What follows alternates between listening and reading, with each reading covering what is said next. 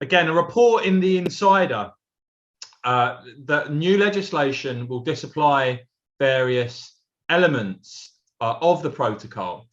And interestingly enough, I mean, we've seen Theresa May already, for instance, sort of warn, I don't know if you saw that, Ben, warn Boris Johnson in the Commons against taking unilateral action. And again, in this Insider report, another backbencher said he expected the bill to be made a confidence matter, meaning Conservative rebels could be suspended from the party. And it does seem to me highly likely, Ben, that, you know, if we say presume Boris Johnson and the government, Liz Truss, are going to move forward with legislation, with a bill to take unilateral action on the protocol, then there will be resistance from Conservative Remainer MPs and indeed Lords.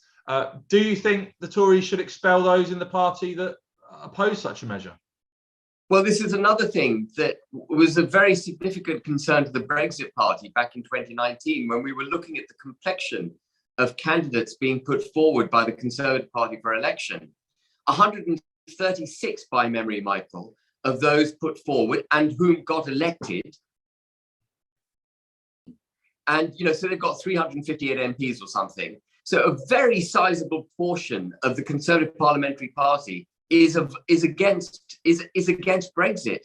And we also know, forgive me for going into this kind of detail, but the Benn Act, you might recall the Benn Act, which prevented Boris Johnson from being able to leave on 31st October 2019 without a deal.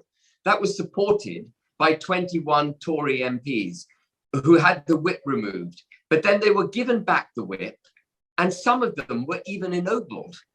This is not a government that has a backbone to get behind Brexit.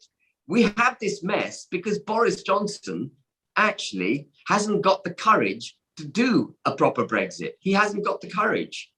If Boris Johnson does go ahead and he does make this speech and he does put this bill forward, and we do see Tory Remainer MPs oppose it, and they are subsequently, you know, perhaps lose the whip or suspended or whatever, would Boris Johnson and the government have your support on that?